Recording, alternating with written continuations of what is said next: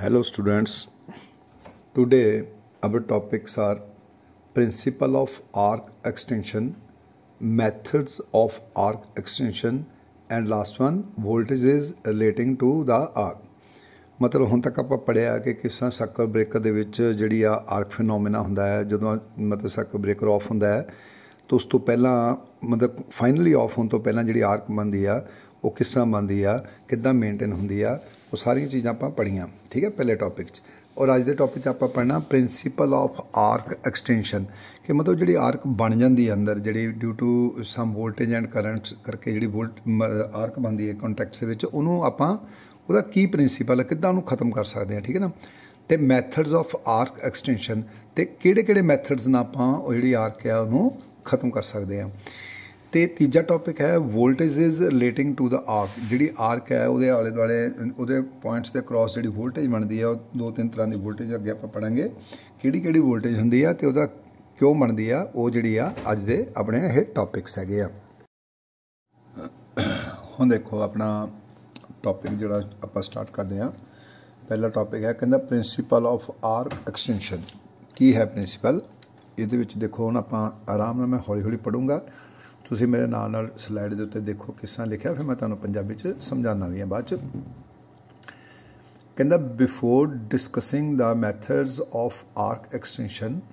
It is necessary to examine the factors responsible for the maintenance of arc between the contacts. कहता भी discuss करने तो पहला भी आर्क में आप किद्दां खत्म कर सकते हैं, ये जरूरी है कि पहला अपन ये चीज़ां पता लगे और रिस्पॉन्सिबल थिंग्स किहड़ियां ने जिहड़ियां आर्क नूं मेनटेन करके रखदियां हैगियां। वो की ने कहता दीज आर पहला देखो नंबर 1 ते की है PD मीनस potential difference between the contacts.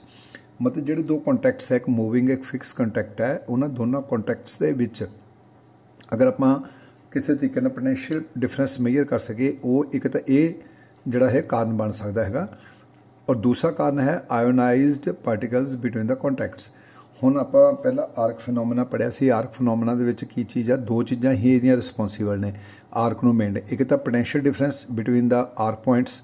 तो दूजा हैगा आ ionised particle between the contacts. मतलब जो आप पढ़िया सी भी जो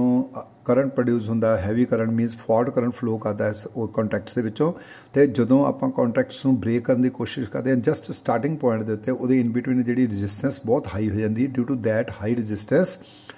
तो हैवी करंट के करके वो एक हीट प्रोड्यूस होंदी आ, वो हीट की करती है पर्टिकुलर एरिया जोड़ा अपने को डाइलैक्ट्रिक मटीरियल है दैट मे बी एयर और दैट मे बी ऑयल उन्होंने की करता है आयोनाइज्ड कर दिंदा। जे ऑयल है तो पहला वेपराइज्ड होंदा फिर आयोनाइज्ड होंदा और अगर एयर है तो फिर डायरैक्टली एयर मतलब जां गैस तो डायरैक्टली जोड़ा वो आयोनाइज्ड हो जाता। ये आयोनाइज्ड जोड़े पार्टिकुलर्स ने ये पोर्शन जोड़ा पर्टिकुलर आयोनाइज्ड पोर्शन है वो की हो जाता कंडक्टिंग मटीरियल बन जाता। सो इस करके आर्क जोड़ा करंट है दोनों कॉन्टैक्ट्स के विचों दी जंप करके चलता रहता उस थ्रू दैट आयोनाइज्ड पार्टिकुलर्स जोड़े आ उस पोर्शन के विचों दी and that is called arc. ਇਹਦਾ मतलब दो चीज़ां रिस्पॉन्सिबल होईयां, एक तो पोटेंशियल डिफरेंस ਜਿਹੜਾ कि उस आर्क के पॉइंट्स के अगेंस्ट हैगा आ वो उन्होंने मेनटेन करके रखता है, तो दूजा है आयोनाइज्ड पार्टिकल्स ਜਿਹੜੇ आयोनाइज्ड पार्टिकल्स ਜਿਹੜੇ ਉਹਦੇ ਵਿੱਚੋਂ ਦੀ मतलब बन गए ਹੋਏ ਆ ड्यू टू आर्क वो ਜਿਹੜੇ ਉਹਨੂੰ आर्क ਨੂੰ मेनटेन करके रखते हैं। ਹੁਣ ਕਹਿੰਦਾ ਅੱਗੇ देखो ਕਹਿੰਦਾ टेकिंग दीज इन टर्न इन्हां ਨੂੰ अगर आप बाई टर्नस पढ़िए की करता है। पहला कॉन्टैक्ट देखो पहला जो आप पोटेंशियल डिफरेंस वाला की कहता when the contacts have a small separation the potential difference between them is sufficient to maintain the arc. कहता जो कॉन्टैक्ट्स जो बहुत घट डिस्टेंस से आप जस्ट मतलब कहता बहुत फ्रिक्शन ऑफ MM कह सकते हैं या 1 MM कह सकते हैं, मतलब जो उन्होंने गैप आता कॉन्टैक्ट्स के तो कहता the potential difference between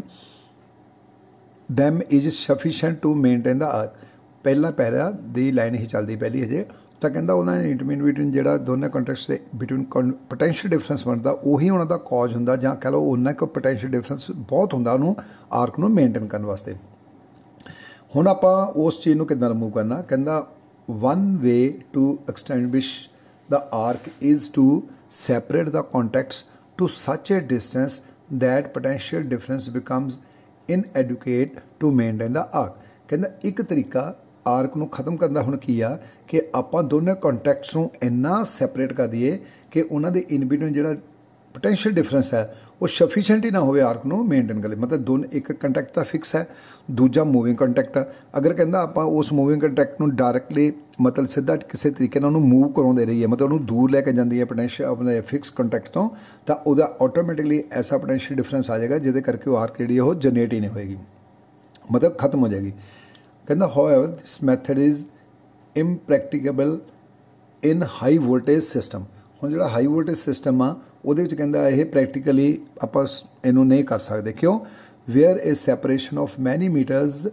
may be required ਕਹਿੰਦਾ ਹੁਣ ਕਿਉਂਕਿ ਜਦੋਂ ਹਾਈ ਵੋਲਟੇਜ ਹੋ ਜਾਏਗੀ ਤਾਂ ਵੋਲਟੇਜ ਨੂੰ ਮਤਲਬ ਉਸ ਆਰਕ ਵੋਲਟੇਜ ਨੂੰ ਖਤਮ ਕਰ ਲਈ ਜਿਹਦੇ ਕਰਕੇ ਆਰਕ ਬਣੀ ਹੈ ਤਾਂ ਸਾਨੂੰ ਕੰਟੈਕਟਸ ਨੂੰ ਕਹਿੰਦਾ ਇੰਨਾ ਜ਼ਿਆਦਾ ਲੈਂਥੀ ਮਤਲਬ ਇੰਨਾ ਜ਼ਿਆਦਾ ਦੂਰ ਗੈਪ ਜਿਹੜਾ ਮਤਲਬ ਆਰਕ ਦਾ ਗੈਪ ਜਿਹੜਾ ਉਹ ਇੰਨਾ ਵਧਾਉਣਾ ਪਏਗਾ ਕਿ ਜਿਹੜਾ ਕਿ ਪੋਸੀਬਲ ਹੀ ਨਹੀਂ ਹੈ इस करके ये मैथड जोड़ा है इन्ना इंप्लीमेंट आप नहीं करते है क्योंकि ये की आ कि जोड़ा अपना सर्कट ब्रेकर का इंटरनल पोर्शन आ उहदा एरिया भी वध जाता क्योंकि लेंथ ज़्यादा होएगी जिन्नी लेंथ होएगी उन्ना ही वो सर्कट ब्रेकर का साइज़ होएगा बल्कि हो जाता सर्कट ब्रेकर मतलब जो आप ये मैथड अडोप्ट करते हैं कल्ला दूजा की आ कहता the ionized particles between the contacts tend to maintain the arc हुण कहता दूजा की जिहड़ा मैं तुहानूं पहलां दस्सिया कि जदों आयोनाइज्ड मतलब हो जाती है गैस तो वह की करती है कंडक्टर बन जाती है हुण कहता जोड़ा कंटैक्ट्स के इन बिटवीन जोड़ा मीडिया है वो आयोनाइज्ड होया इस करके वो कंडक्टिंग प्रॉपर्टी वो चल रही है इस करके आर्क जी मेनटेन हुई पई है हुण आपां फिर की करिए इफ द कहता arc path is D ionised the arc extinction will be facilitated हुण कहता अगर आप किसी तरीके जोड़ा आर्क दे बिटवीन जोड़ा मीडिया है जोड़ा आयोनाइज्ड होया सी पार्टिकुलर पोर्शन अगर आप डी आयोनाइज कर दिए किसी भी तरीके तो कहता फिर साड़ी जी आर्क एक्सटेंशन है वो पॉसीबल है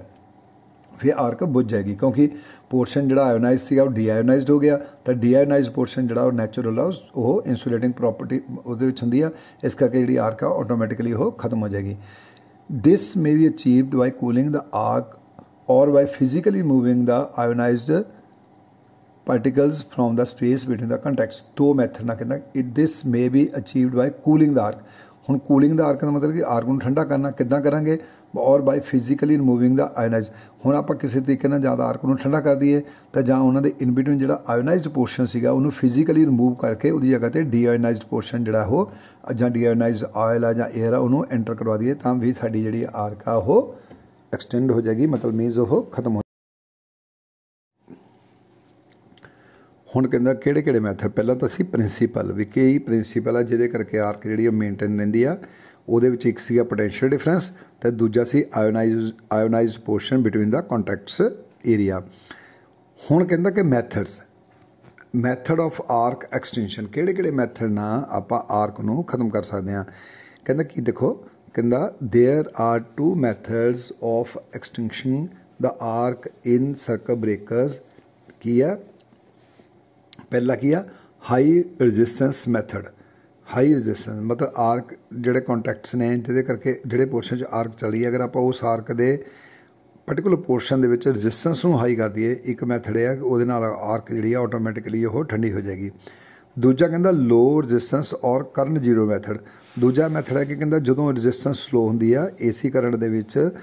ऑटोमैटिकली एक सर्कल दे विच 3 वारी जी साड़ी वोल्टेज या करंट जोड़ा वो जीरो होंदा कहता उस पोर्शन नूं आपां कंसीडर करके उस पर्टिकुलर पोर्शन नूं मान के अगर आप चलीए तो दूजा मैथड बन जाता लो रजिस्टेंस और करंट जीरो मैथड मीनस एक है हाई रजिस्टेंस मैथड दूजा है लो रजिस्टेंस मैथड दोनों मैथड जोड़े हुण आपां अगे वारी वारी डिस्कस करते हैं हुण देखो पहला मैथड है हाई रजिस्टेंस मैथड कहता हाई रजिस्टेंस मैथड की आ कहता in this method arc resistance is made to increase with time so that current is reduced to a value insufficient to maintain the arc कहता कि ये method दे विच आपां जिहड़ी आर्क दे रजिस्टेंस है particular portion in between the दोनों जिहड़े कॉन्टैक्ट्स ने किहड़े फिक्स ते मूविंग उहदे च जिहड़ी आर्क इंड्यूस होई आ आपां ही करदे हां उस पर्टिकुलर एरिए दी रजिस्टेंस नूं इनक्रीज कर दिंदे हां जदों रजिस्टेंस इनक्रीज होएगी तो ऑटोमैटिक करंट जिहड़ा हो उहदी वैल्यू जिहड़ी आ घट जाएगी क्योंकि current is inversely proportional to resistance, मतलब रजिस्टेंस ज़्यादा करंट घट, रजिस्टेंस घट करंट ज़्यादा। इस करके आप रजिस्टेंस नहीं करते तो ऑटोमैटिकली करंट जो घटना शुरू हो जाता, और एक टाइम ऐसा होंगे कि करंट इन्ना घट जाता कि रजिस्टेंस जी मेनटेन ही नहीं, आर्क जी वो मेनटेन नहीं रही, मतलब उस पर्टिकुलर करंट वैल्यू तो जाके डाउन वैल्यू तो जाके साड़ी आर्क जी ऑटोमैटिकली जी बंद हो जाती है, खत्म हो जाती है। कहता consequently the current is interrupt and the arc is extinguished. हुण जदों कहंदा कि रजिस्टेंस वध गई, करंट की वैल्यू घट गई, तो अपने आप ही आर्क जी खत्म हो जाती है। कहंदा the principal disadvantage of this method is that enormous energy is dissipated in the arc. पर कहंदा इहदी डिसएडवांटेज की है कि इन्ने टाइम दे विच, जिन्ने टाइम दे विच आपां उहदी रजिस्टेंस इंक्रीज़ करनी आ जां उहदे जो भी मैथड अडॉप्ट करना, उहदे उन्ने टाइम दे विच ही साडी काफ़ी एनर्जी जिहड़ी है हीट एनर्जी की फॉर्म दे विच आर्क दे विच खत्म हो जाती है, खराब हो जाती है। This is the disadvantage. कहना therefore it is employed only in DC circuit breakers and low capacity AC circuit breaker. इस करके कहंदा आपां इहड़े मैथड आ, किहड़ा मैथड, हाई रजिस्टेंस वाला मैथड जिहड़ा आर्क नूं खत्म करने कित्थे यूज़ करते हैं, DC सर्किट ब्रेकर्स दे विच, जां जिहड़ी लो कैपेसिटी AC सर्किट ब्रेकर्स आ उहदे विच इह यूज़ कीता जांदा मैथड। कहंदा the resistance of the arc may be increase by. हुण रजिस्टेंस नूं आपां किद्दां इनक्रीज़ करदे हां, देखो बड़ा सिंपल जिहा तरीका, तुसीं पढ़िया होया सारे, हुण तुसीं फाइनल दे स्टूडेंट हो, इहदे विच देखो कहंदा lengthening the arc, cooling the arc, reducing cross section of the arc ते सप्लिटिंग द आर्क। हुण इह सारियां चीज़ां जिहड़ियां साड़ियां इह सानूं मैथड है साडे रजिस्टेंस नूं इनक्रीज़ करन लई। हुण पहला कहंदा द लेंथिंग द आर्क दा कहंदा resistance of the arc is directly proportional to its length. Natural तुसीं पढ़िया होया कि रजिस्टेंस जिहड़ी है डायरैक्टली प्रोपोर्शनल टू लेंथ है, तो the length of the arc can B increase by increasing the gap between the. हुण लेंथ किस चीज़ की, लेंथ किहड़ी चीज़ की वधाउणी आपां, लेंथ वधाउणी आपां जिहड़ी आर्क इंड्यूस होई, वो आर्क इंड्यूस होई है एक फिक्स कंटैक्ट ते एक moving contact they in between. हुण जदों आपां उहदी रजिस्टेंस वधाउण लई आपां उहदी लेंथ वधाउणी है किसी आर्क की, तो सानूं की करना पेगा, जिहड़ा gap between the arc contacts है वो गैप नूं वधाउणा पेगा। जिन्ना आपां गैप वधावांगे मतलब उन्नी ही ज़्यादा जिहड़ी है साडी ओह लेंथ आर्क की लेंथ हो जाएगी, तो जिन्नी ज़्यादा लेंथ होएगी उन्नी उहदी रजिस्टेंस जिहड़ी ओह ज़्यादा हो जाएगी। दूजा मैथड है कूलिंग द आर्क। हुण कहंदा cooling helps in the deionisation of the medium between the contacts. हुण क्योंकि आर्क जिहड़ी है ड्यू टू आयोनाइजेशन करके हो रही है, तो अगर आप उस पोर्शन में डीआयोनाइज कर देंगे तो नैचुरल साड़ी आर्क जी वो ठंडी हो जाएगी। कहना this increase the arc resistance. जो आर्क ठंडी हो गई तो आर्क की रजिस्टेंस ऑटोमैटिकली जी वो हाई हो जानी है। कहना sufficient cooling may be obtained by a gas blast directed along the arc. कहना आप किसी भी गैस का जोड़ा वो ब्लास्ट करके उस आर्क के जी आप आर्क नूं खत्म कर सकते हैं, कूल कर सकते हैं। कहना reducing cross section of the arc. हुण देखो जी रजिस्टेंस है नैचुरल है वो जी है inversely proportional to area of cross section की। जिन्ना एरिया ऑफ क्रॉस सैक्शन घट होएगा उन्नी साडी रजिस्टेंस जी ज़्यादा होएगी। और इस करके की कहता है देखो इस पॉइंट तीजा पॉइंट कहता if the area of cross section of the arc is reduced, फिर क्या होएगा, the voltage necessity to maintain the arc is increased. कहता द वोल्टेज जी उन्होंने मतलब जो आप एरिया क्रॉस सैक्शन जोड़ा वो घटा देंगे तो नैचुरल वो रजिस्टेंस ज़्यादा होएगी तो वो अगेंस्ट जी वोल्टेज आ वो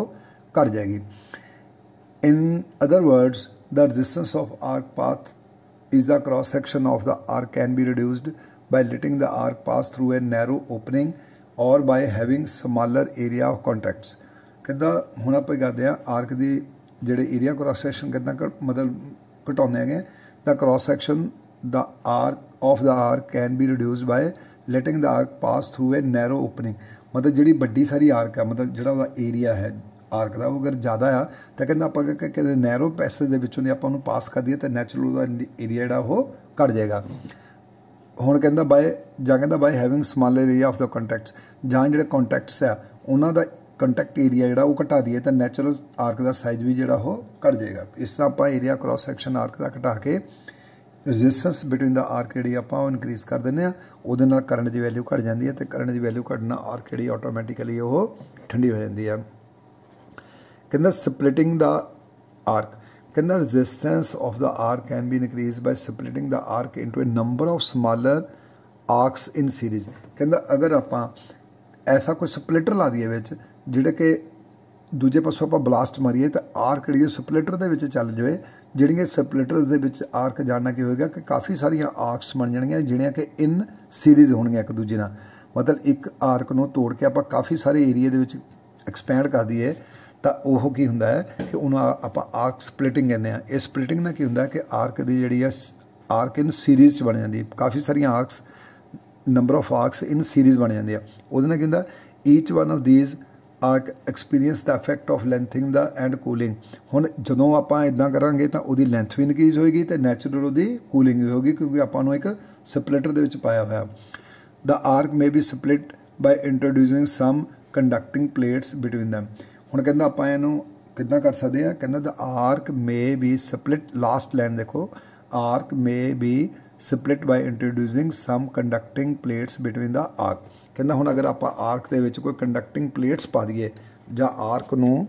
ਕਿਸੇ ਤਰੀਕੇ ਨਾਲ ਬਲਾਸਟ ਕਰਕੇ ਕੰਡਕਟਿੰਗ ਪਲੇਟਸ ਦੇ ਵਿੱਚ ਲੈ ਜਾਈਏ ਤਾਂ ਸਾਡੇ ਉਸ ਕੇਸ ਦੇ ਵਿੱਚ ਕੀ ਹੋਏਗਾ ਆਰਕ ਜਿਹੜੀ ਆ ਉਹ ਆਟੋਮੈਟਿਕਲੀ ਕੁਇੰਚ ਹੋ ਜਾਏਗੀ, ਠੰਡੀ ਹੋ ਜਾਏਗੀ। ਇਸ ਤਰ੍ਹਾਂ ਇਹ ਆਪਾਂ ਇਹ ਮੈਥਡ ਜਿਹੜੇ ਅਡਾਪਟ ਕਰਦੇ ਹੈਗੇ ਆ। 4 ਮੈਥਡ ਸੀਗੇ ਆਰਕ ਦੀ ਰੈਜ਼ਿਸਟੈਂਸ ਨੂੰ ਇਨਕਰੀਜ਼ ਕਰਨ ਵਾਸਤੇ ਆਪਾਂ ਯੂਜ਼ ਕੀਤੇ। ਹੁਣ ਹੈ लो ਰੈਜ਼ਿਸਟੈਂਸ ਔਰ करंट जीरो मैथड। कहता this method is employed for arc extinction in AC circuits only. हुण ये जिहड़ा मैथड किहड़ा लो रजिस्टेंस वाला मैथड पहला आपां पढ़िया हाई रजिस्टेंस मतलब आर्क दी रजिस्टेंस नूं आपां हाई कीता सी। हुण आपां आर्क दी रजिस्टेंस नूं लो करना हैगा। उस जदों आर्क दी रजिस्टेंस लो हो जाएगी फिर उदों आपां ये एक्शन करना हैगा। वो की है जां कहंदा करंट जीरो मैथड जां जदों आर्क दे विच बिल्कुल जीरो करंट होएगा उदों आपां ये मैथड जिहड़ा अडॉप्ट करदे आ। वो मैथड के बारे आप पढ़ने देखो कहना this method is employed for arc extinction in AC circuit solely. कहता सिर्फ AC सर्किट के आप ये मैथड यूज़ कर सकते हैं क्योंकि मैं तुम्हें पहले दसिया क्योंकि AC सर्किट जो AC करंट जो साइनोलेट करंट होंगे साइनोसाइडल करंट होंगे साइनोसाइडल करंट के अपने ऑटोमैटिकली 3 बारी साड़ी जी आर्क आ ਉਹਦਾ ਜਿਹੜਾ ਪੁਆਇੰਟ ਆ मतलब सॉरी ਜਿਹੜਾ करंट है वो 0 पॉइंट ਤੇ ਆਉਂਦਾ ਹੈ 3 ਵਾਰੀ ਇੱਕ ਸਰਕਲ ਦੇ ਵਿੱਚ ਤਾਂ ਨੈਚੁਰਲ ਸਾਨੂੰ 0 ਕਰੰਟ ਮਿਲਦਾ ਹੈਗਾ ਆਰਕ ਦੇ ਵਿੱਚ। ਕਹਿੰਦਾ in this method arc resistance is kept low until current is 0 where the arc extinguishes naturally and is prevented from restacking in spite of the rising voltage across the contacts। ਹੁਣ ਇਹਨੂੰ ਚੰਗੀ ਤਰ੍ਹਾਂ ਸਮਝ ਲਈ ਧਿਆਨ ਨਾਲ ਹੌਲੀ ਹੌਲੀ ਮੈਂ ਸਮਝਾ ਰਿਹਾ ਤੁਸੀਂ ਧਿਆਨ ਨਾਲ ਸੁਣਨਾ। ਕਹਿੰਦਾ ਇਸ ਮੈਥਡ ਵਿੱਚ ਕੀ ਕਰਦੇ ਆ देखो पहला आप रजिस्टेंस नूं हाई किया पहला मैथड तो खत्म हो गया। हुण कहंदा इस मैथड विच आपां आर्क दी रजिस्टेंस नूं लो रखदे आ किन्ना चिर तक जिन्ना चक्कर साडा करंट जिहड़ा जीरो नहीं हुंदा। देखो मैं तुहानूं पहलां दस्सिया AC विच करंट एक सर्कल दे विच 3 वारी जीरो पोजीशन ते हुंदा। पहला जीरो हुंदा फिर मैक्सिमम जांदा पॉजिटिव वाल नूं फिर जीरो हुंदा फिर दूजे पासे मैक्सिमम जांदा फिर जीरो हुंदा। कहंदा आपां जदों तक वो सर्कल कंप्लीट होकर जीरो तक आउंदा नहीं आ उन्ना चिकर वो पर्टिकुलर एरिए की आर्क की रजिस्टेंस नूं आपां घट रखते हैं। फिर की करते हैं कहंदा जदों ही कहंदा ये जिहड़ा जदों ही जीरो करंट हुंदा आ उदों आपां ये एक्शन लैके इहदी आर्क नूं मुड़ के फिर रीप्रोड्यूस होने तो बचाउने हैगे ताकि मुड़ के आर्क ना बन जाए। कहंदा all modern high power AC circuit breakers employ this method for arc extinction. कहंदा जिन्ने भी AC दे मैथड्स हैगे AC सर्किट ब्रेकर्स हैगे उन्हां सारियां च यही मैथड यूज़ किया जाता कि पहला रजिस्टेंस जीरो रखी जाती है कदों रजिस्टेंस सॉरी लो रखी जाती है कदों जदों तक करंट जीरो नहीं होंदा। जदों ही करंट जीरो होंदा उस टाइम पर्टिकुलर टाइम ते आपां आर्क की रजिस्टेंस जिहड़ी हाई कर दिंदे आ उहदे करके आर्क जिहड़ी ऑटोमैटिकली वो ऑफ हो जाती है। अगर वो साडे कोल टाइम मिस हो गया मान लो रीस्टैकिंग वोल्टेज तो पहला आप ये काम करना नहीं तो रीस्टैकिंग वोल्टेज जिहड़ी साडी आर्क नूं फिर मेनटेन कर देगी। आप उस पर्टिकुलर टाइम ते अगर साडे को टाइम मिस हो गया तो आप नैक्सट सर्कल तक फिर वेट करांगे जिहड़ा नैक्सट 0 पॉइंट होना उत्थे तक वेट करांगे ताकि साडी रजिस्टेंस उदों तक घट रहे तो जदों फिर नैक्सट 0 पॉइंट आया तो आप उदों आर्क की रजिस्टेंस एकदम हाई कर देने। अगे देखो की है अगला पैरा देखो कहंदा in an AC system current drops to 0 after every half cycle. मैं जिद्दां तुहानूं पहलां दस्सिया कि AC दे विच हर एक अद्धे साइकिल तो बाद जिहड़ा करंट है वो ऑटोमैटिकली जीरो हो जांदा। कहंदा at every current zero the arc extinguishes for a brief moment थोड़े समय लिए बिल्कुल थोड़े समय लिए जिन्ना टाइम जीरो रहिंदा उन्ने टाइम ਲਈ ਜਿਹੜੀ ਆਰਕ ਆ ਆਟੋਮੈਟਿਕਲੀ ਬੁਝ ਜਾਂਦੀ ਹੈ, ਮਤਲਬ ਖਤਮ ਹੋ ਜਾਂਦੀ ਹੈ। Now the medium between the contacts contains ions and electrons so that it has small dielectric strength and can be easily broken down by the rising contact voltage known as restacking voltage। कहता particularly इस time के उत्ते भावें current 0 हो गया पर जी वो रीस्टैकिंग voltage है, अगे आप पढ़ांगे रीस्टैकिंग वोल्टेज की होंगी है। ड्यू टू दैट रीस्टैकिंग वोल्टेज तो लो डाईलैक्ट्रिक स्ट्रेंथ करके साड़ी आर्क फिर मेनटेन रहने की कोशिश करती है, ठीक है ना। कहना 0 पॉइंट के उत्ते कहता if such A breakdown does occur the arc will persist for another half cycle. कहता अगर तो यह ब्रेकडाउन फिर हो जाए, मतलब साड़ी रीस्टैकिंग वोल्टेज आ जाए तो डाईलैक्ट्रिक स्ट्रेंथ हजे वो आप इंप्रूव ना की हो तो उस पर्टिकुलर करंट तो बाद 0 करने तो बाद आर्क फिर मेनटेन रही है। कहता कदों नैक्सट अदर फिर नैक्सट जोड़ा मतलब लो वोल्टेज थर्डे पासे वाले जोड़ा सर्कल जाता उत्थे तक फिर साड़ी वो आर्क जी मेनटेन रही है। उस तो बाद उन्होंने फिर if such A breakdown does occur the arc will persist another half cycle. हुण कहता if immediately after current 0 the dielectric strength of the medium between contacts is built up more rapidly than the voltage across the contacts the arc fails to restrike and current will be interrupt। कहता हुण देखो ये दो चीज़ां इकट्ठियां हुई, एक current 0 दूजी उस पर्टिकुलर करंट 0 तो रीस्टैकिंग वोल्टेज बनने की कोशिश करती है तो दूजे पासे आपां उहनूं ਜਿਹੜੀ ब्रेकडाउन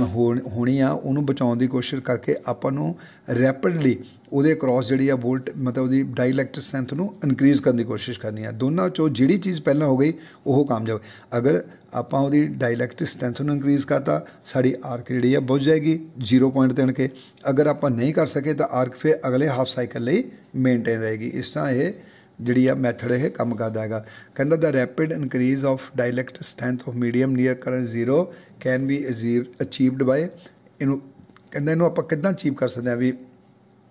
जो करंट 0 होवे तो डाईलैक्ट्रिक स्ट्रेंथ जी वो इनक्रीज हो जाए उस मीडियम की। तो वो आप करते हैं कहता causing the ionize particles in the space between the contacts to recombine into natural molecules. अपनी कोशिश होंगी है पहली कोशिश कि जो 0 करंट होवे जोड़े आयोनाइज पार्टिकल्स है उस पर्टिकुलर एरिया के अंदर उन्होंने आप स्वीप अप करके वो जगह पर आप नैचुरल वे दे नाल आप नवा रीकंबाइन कर दिए जोड़े वो नैचुरल पहले आयोनाइज डी आयोनाइज पोर्शन से।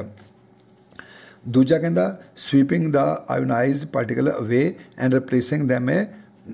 Un-ionised particle. दूजा कहता कि आप वो पोर्शन के विचों जिन्ने आयोनाइज पोर्शन सीगा जिहड़ा होया ऑयल आ जां एयर आ उहदा पोर्शन ही विचों रिमूव कर दईए, उहदी जगह ते आप फ्रैश ऑयल दे नाल उहनूं भर दईए जां फ्रैश एयर दे नाल उहनूं भर दईए उस पर्टिकुलर एरिया नूं आर्क वाले एरिया नूं, तद भी साडी आर्क जिहड़ी आ वो खत्म हो जाएगी। इस तरह यह मैथड जिहड़ा काम करता है। लो रजिस्टेंस मैथड मतलब दो मैथड ने, एक है हाई रजिस्टेंस मैथड, एक है लो resistance method. Low they which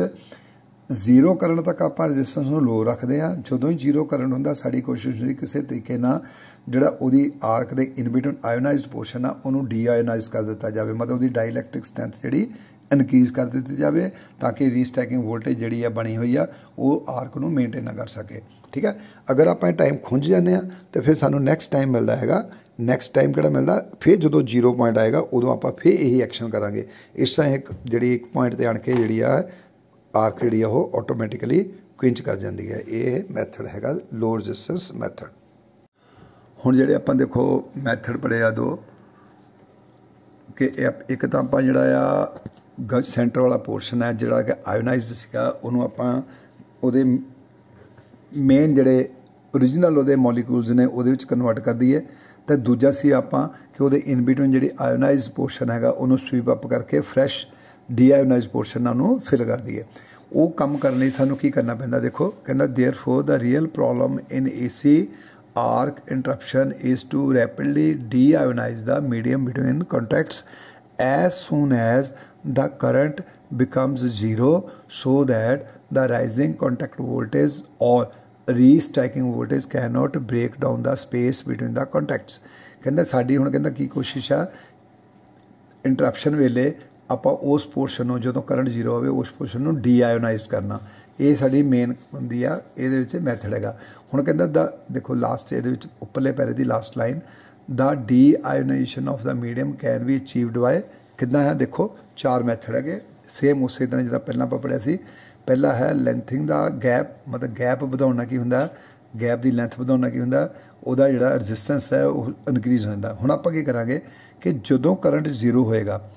current zero they mean उस वेले आर्क भी जीरो हो गई, नैचुरल करंट जीरो तो आर्क भी घटनी चाहिए या जीरो होनी चाहिए। उस पर्टिकुलर टाइम पर आप करते हैं कि वो जी गैप बिटवीन द कॉन्टैक्ट्स है उन्होंने आप एकदम इनक्रीज़ कर देने। जो गैप इनक्रीज़ होंदा है तो वो in between ji dialectic strength भी वध जाती है तो वो रजिस्टेंस हाई होने करके साड़ी आर्क जी खत्म हो जाती है। दूजा है हाई प्रैशर, कहता if the pressure in the vicinity of the arc is increased the density of the particular constituting the discharge also increase. कहता अगर आप प्रैशर बढ़ा दिए आर्क दे उस पर्टिकुलर पोर्शन दे विच जी खाली पोर्शन है वह प्रैशर बढ़ा दिए कहता कि आप उस किसी तरीके उन्होंने गैप कर दिए, मतलब विचों गैप करने नाल की होएगा कि वो फ्रैश ऑयल या दूजी जी एयर है वो फिल हो जाएगा, वो साड़ी डीआयोनाइजेशन हो जाएगी। The increase density of particular causes high rate of deionization. कहता the increase density of particular हम जो पर्टिकुलर आप पाए वो डेंसिटी वध डेंसिटी वाले पर्टिकुलर पाते हैं तो वो की करनगे जो आयोनाइज पोर्शन उन्होंने डीआयोनाइजेशन करने की कोशिश करेंगे and consequently the dielectric strength of medium between the contact is increased. दूजा पैरा हाई प्रैशर वाला, दूजे पैरे last line and consequently the dielectric strength of medium between the contact is increased. तो जो कहता आप उस मीडियम की डेंसिटी में इनक्रीज़ कर देंगे तो नैचुरल वो मीडियम डेंसिटी इनक्रीज़ होना वो डायलैक्टिक स्ट्रैंथ भी बढ़ जाएगी तो साड़ी आर्क जी ऑटोमैटिकली क्विंच कर जाएगी। कूलिंग आप जिदा पहला पढ़िया natural combination of ionize particle take place more aptly if they are allowed to cool. कहता अगर आप ठंडा कर दिए किसी तरीके ना तो वो जो आयोनाइज पार्टिकल डीआयोनाइज्ड हो जाएंगे। कहता therefore dielectric strength of medium between the contacts can भी इनक्रीज बाय कूलिंग द उस तरीके लिए आप करते हैं आर्क को कूलिंग करते हैं किसी मैथड ना कूल कर दिए तो ऑटोमैटिकली वो पार्टिकल जो डीआयोनाइज्ड हो जाएंगे। तीजा है लास्ट है ब्लास्ट इफेक्ट, आप ब्लास्ट भी कर सकते हैं। कहता if the ionized particles between the contacts are swept away and replaced by unionized particles the dielectric strength of medium can भी इनक्रीज कंसिडरेबली। मतलब कहता अगर आप किसी तरीके ना जो आयोनाइज्ड पोर्शन है आर्क दे जिथे आर्क पैदा हुई वो जो पोर्शन आयोनाइज्ड होया सी अगर आप किसी तरीके उन्होंने साफ करके वो अनआयोनाइज कर दिए उन्होंने तो साड़ी डायलैक्टिक स्ट्रैंथ जी वो इनक्रीज़ हो जाती है तो डायलैक्टिक स्ट्रैंथ जो इनक्रीज़ हो जाएगी तो आर्क ऑटोमैटिकली जी ऑफ हो जाएगी। This may be achieved by a gas blast directed along with the discharge और by forcing oil into the contact face मतलब स्पेस। कहना हम आप किसी तरीके ना कि एक तो डायरैक्ट ब्लास्ट कर दिए गैस का जिथे आर्क बनी है ब्लास्ट करिए जोर ना ताकि वो जो सारा एरिया वो पोर्शन आ वो स्वीप अप हो जाए तो उस जगह पर नवा ऑयल या नवी एयर जी वो एंटर कर जाए गैस एंटर कर जाए। इस तरह साड़ी जी ये ब्लास्ट इफेक्ट के आप डीआयोनाइज करके गैस आर्क को खत्म कर सकते हैं। ये मैथड्स ने दो तरह के आप पढ़े आर्क को खत्म कर लिए। हुण अगला टॉपिक अपना यह है वोल्टेजेस रिलेटिंग द आर्क, किहड़ियां वोल्टेज आर्क के अगेंस्ट जिहड़ियां बनदियां हैगियां। ये पहली देखो है आर्क वोल्टेज, देखो एक डायग्राम बनी हुई है थले नुक्कर के थल्ले पासे देखो ये आर्क वोल्टेज है की हुंदी है आर्क वोल्टेज। कहता it is the voltage that appears across the contacts of circuit breaker during the arcing period. हुण अगर आप कोई मैथड अडॉप्ट कर सकीए अगर अपना कोई ऐसा तरीका होए कि जो दो कॉन्टैक्ट सैपरेट होए तो उन्होंने इन बिटवीन जी आर्क बनती पई आ अगर अपने को कोई वोल्ट मीटर इदा का होए जिहड़ा कि दोनों कॉन्टैक्ट्स के इन बिटवीन आप अगर लगाइए वो नीडल्स या पॉइंटर लगाइए तो जो वोल्टेज आए that voltage called arc voltage.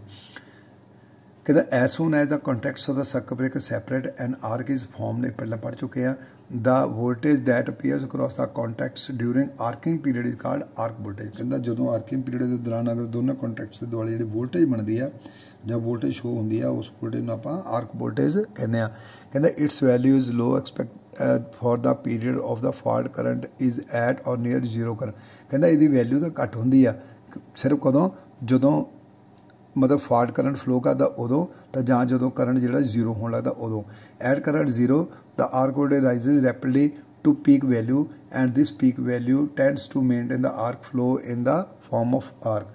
हुण क्योंकि देखो वोल्टेज जीरो जी आर्क या जीरो करंट के उत्ते मतलब करंट ही जब जीरो हो गया तो नैचुरल दोनों कॉन्टैक्ट्स ਜਿਹੜੇ सैपरेट हो जाएंगे उस पर्टिकुलर टाइम वेले ਉਹਦੇ ਅਕ੍ਰੋਸ दोनों कॉन्टैक्ट्स अकॉस बहुत ज़्यादा हाई वोल्टेज ਹੁੰਦੀ ਆ और कई बार ਕਹਿੰਦੇ हाई वोल्टेज ਜਿਹੜੀ ਆ ਮੁੜ ਕੇ ਫਿਰ ਆਰਕ ਨੂੰ ਰੀਸਟਾਈਕ ਕਰਵਾ ਦਿੰਦੀ ਆ लेकिन आर्क के दौरान मतलब आर्क बनी हुई है चल रही है ਉਹਦੇ इन बिटवीन टाइम के दौरान जी आप वोल्टेज अगर मेजर करिए दोनों कॉन्टैक्ट्स से या आर्क के अगेंस्ट जी वोल्टेज मेजर करते हैं that is called arc voltage.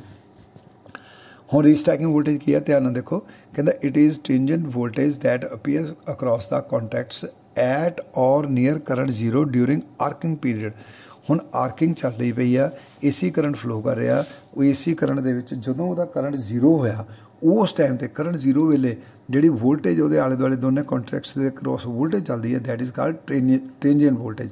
मतलब एक देखो पहला आर्क चलदी सी उदों वोल्टेज सी वो लो वोल्टेज आ पर जदों आर्क डैड हुई कदों जीरो पॉइंट वेले डैड होनी है जीरो करंट ही जीरो हो गया जदों जीरो पॉइंट वेले तो आर्क भी डैड हो गई उस टाइम ते जिहड़ी वोल्टेज उहदे अगेंस्ट हो जाती है कह सकते हो तुसीं मेन सर्विस वोल्टेज जो चल रही वोल्टेज इन्नी हाई वोल्टेज दे विच साडी आर्क जिहड़ी आ वो फिर रीस्ट्राइक करने की कोशिश करती है बट रीस्ट्राइक हो जाए अलग इशू है बट वो टाइम पर जी वोल्टेज चलती है आर्क वेले that is called arc voltage. तो हुण रीस्ट्राइकिंग वोल्टेज कहते it is transient voltage appear cross the contacts near zero. मतलब कदों होंदी है वोल्टेज जदों साडा करंट जीरो हो जाता उदों अगर देखो आप एक परमानेंट वोल्ट मीटर लगा लो मान लो अगर आर्क वेले जी वोल्टेज आई दैट इज़ आर्क वोल्टेज लेकिन ਉਹਦੇ ਵਿੱਚ ਤੁਸੀਂ देखोगे एक टाइम आएगा जो वोल्टेज एकदम इनक्रीज कर जाऊगी क्यों कर जाऊगी क्योंकि करंट जीरो हो गया तो सर्विस वोल्टेज जी मेन वोल्टेज सी वो दोनों कंटैक्ट्स के आले दुआले हो गई इस करके वोल्टेज हाई होएगी that voltage is called restriking voltage. हुण आपां पढ़ने देखो कहता at current zero a high frequency transient voltage appears across the contacts and is caused by the rapid distribution of energy between the magnetic and electric field associated with the plant and transmission lines of the system।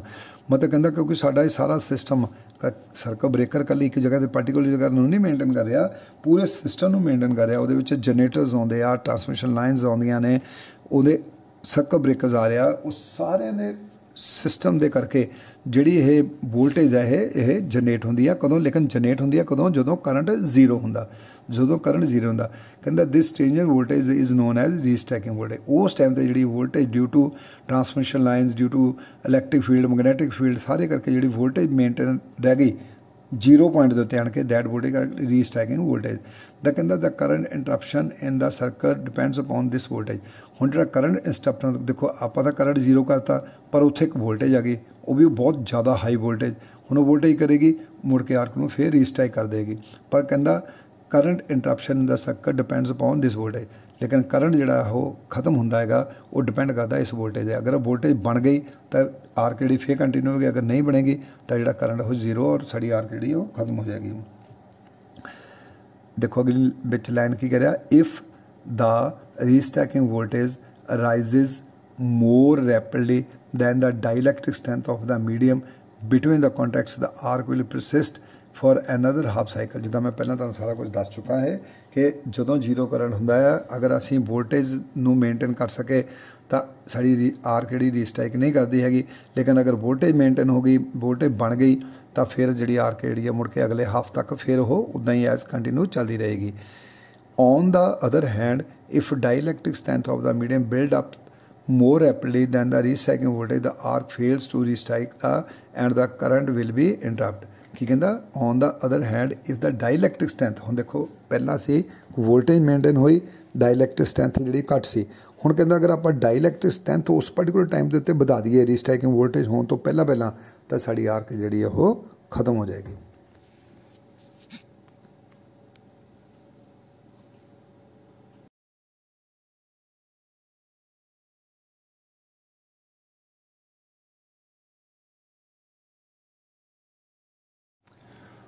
हुण देखो last one की है recovery voltage की है देखो it is normal frequency 50 hertz RMS voltage that appears across the contacts of the circuit breaker after final arc extension it is approximately equal to system voltage. कहता हुण ये देखो ये बहुत सौखी है ये कोई इन्नी ज़्यादा पढ़ने करने की गल नहीं आ कहता ये वोल्टेज वो वोल्टेज आ कि जदों साडा सारा सिस्टम आर्क जी क्विंच हो जाती है तो सारा सिस्टम जो नॉर्मल चलन लग पैंदा। उस टाइम के सर्किट ब्रेकर के दोनों कॉन्टैक्ट्स के विच जी वोल्टेज दैट और वो RMS वैल्यू जी RMS वोल्टेज हैगी आ that is called recovery voltage. मतलब जो साडा सर्किट रिकवर हो गया, सर्किट ब्रेकर ऑफ हो गया, हुण सारा सिस्टम नॉर्मल चलता पाया पर सर्किट ब्रेकर ऑफ आ जिन्हें कि सिस्टम को रोक के रखा होया, उस वेले दोनों कॉन्टैक्ट्स के बिटवीन जी वोल्टेज है that is called recovery voltage. तो कहते वोल्टेज तकरीबन सिस्टम वोल्टेज के बराबर होंगी हैगी आ। हुण देखो साइड के उत्ते एक डायग्राम बनी हुई है, वो रीस्टैकिंग वोल्टेज जो करंट जीरो होया, देखो सेंटर वाले पॉइंट्स बिल्कुल सेंटर वाले जिथे करंट जीरो लिखा उस पॉइंट पर देखो एक वोल्टेज टेंजेंट वोल्टेज आती बिल्कुल तां चल जाती, देखो ज़्यादा मतलब डबल हो जाती तकरीबन ना, that is called restriking voltage. तो हौली हौली क्योंकि करंट जीरो होया सी पर सर्कल फिर अगला हाफ चल पाया, इस करके कहता जे तो रीस्टैकिंग वोल्टेज जी है जिथे देखो उपर लिखा ना रीस्टैकिंग वोल्टेज करव दे विच डायग्राम की गल कर रहा, डायग्राम वाल ध्यान दो जिथे रीस्टैकिंग वोल्टेज लिखा वो वोल्टेज कहता देखो थले जीरो करंट तो शुरू हुई तो हौली हौली हौली फिर वो खत्म हो गई, ठीक है ना। यह है रीस्टैकिंग वोल्टेज। इदा ही ये सिस्टम वोल्टेज देखो थले चल रही जी बिल्कुल थले पासे राइट साइड के system voltage that voltage also called recovery voltage. हम रिकवरी वोल्टेज कि बराबर आ साढ़े नियर अबाउट सिस्टम वोल्टेज के बराबर, तो उपर है फॉल्ट करंट, ठीक है। तो रिकवरी वोल्टेज चल गई जो सर्किट ब्रेकर ऑफ हो गया, जो सर्किट ब्रेकर ऑफ हो गया रीस्टैकिंग वोल्टेज नहीं बनी जीरो हो गई, उदों यह बन गई रिकवरी वोल्टेज, ठीक है। तीन तरह दी वोल्टेजेस होंदियां, ये आप जिहड़ियां पढ़ियां हुण तक तीन तरह दी वोल्टेज हैगियां। पहली है आर्क वोल्टेज, जो आर्क चल रही है प्रोड्यूस हुई है वो इन बिटवीन अगर आप दोनों कॉन्टैक्ट्स के बराबर वोल्टेज देखिए वोल्टमीटर ला के तो आर्क वोल्टेज बन जाती है। एक रीस्टैकिंग वोल्टेज होंदी है, रीस्टैकिंग वोल्टेज जी आप पढ़ी है कि ये क्यों ये due to transmission lines transformers alternators तो पूरे पावर सिस्टम के करके वोल्टेज जी बनती है, पर बनती कदों जो सर्किट के विच करंट जीरो होंदा, सर्किट ब्रेकर जो चलता है आर्क जीरो पॉइंट पर आती है तो उदों ये वोल्टेज जी जनरेट हो जाती है automatically and that is called restriking voltage. तो लास्ट वन है रिकवरी वोल्टेज भी जो साडा सारा सिस्टम नॉर्मल चल पाया, सर्किट ब्रेकर ऑफ हो गया, हम सप्लाई ऑफ हुई पई है, उस टाइम पर्टिकुलर टाइम देते दोनों कॉन्टैक्ट्स के अगेंस्ट जी वोल्टेज चलती है that is called recovery voltage.